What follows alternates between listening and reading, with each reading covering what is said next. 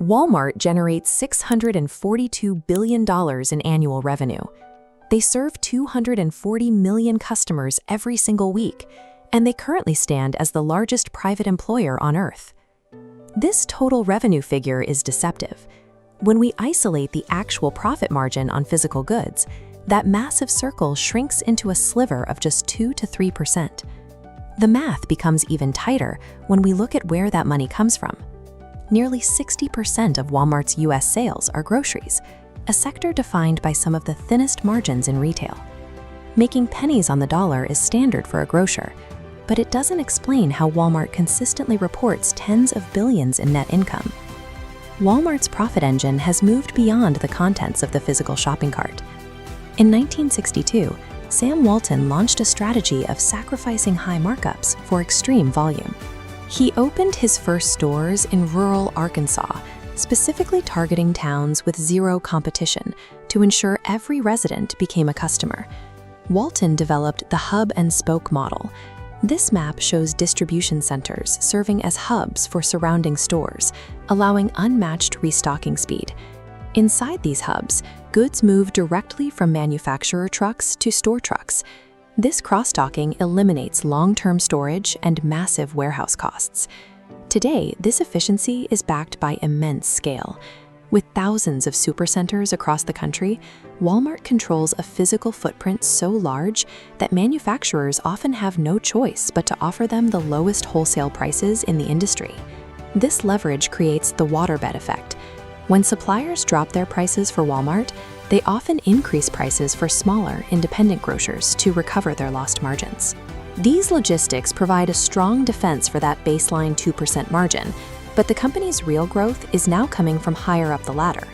If the margins on food are so low, the push to remain America's largest grocer seems counterintuitive. However, groceries provide the highest frequency of visits. Rising inflation has reinforced this, bringing in middle-class and affluent shoppers who now visit for basic necessities they used to buy elsewhere. The store layout capitalizes on this foot traffic. Shoppers find everyday essentials like milk and eggs at the back of the store, requiring them to walk past electronics and clothing, retail items that carry much higher markups. Within those aisles, the store further maximizes profit by prioritizing its private label brands over national names. This bar chart shows the impact. While a name brand product gives the store a small cut, a private label alternative generates a profit margin 25 to 30% higher for Walmart, even at a lower shelf price. The groceries serve as a loss leader, bringing millions of people through the doors to be funneled toward these more profitable categories. By capturing 240 million shoppers every week, Walmart has moved into the business of monetizing the audience itself. This graph shows the growth of Walmart Connect. While retail margins remain tight, advertising revenue is climbing at 30% annually as the company sells targeted ad space and customer purchase data to outside brands. Simultaneously, their website has become a third-party marketplace. Outside vendors sell through the site, and Walmart collects a commission of up to 20% without ever touching the inventory.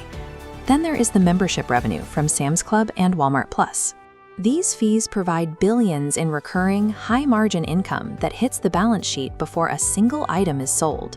These digital and service-based streams offered a kind of profit density that traditional retail cannot match. The traditional discount store model has been replaced by a sophisticated data and subscription network.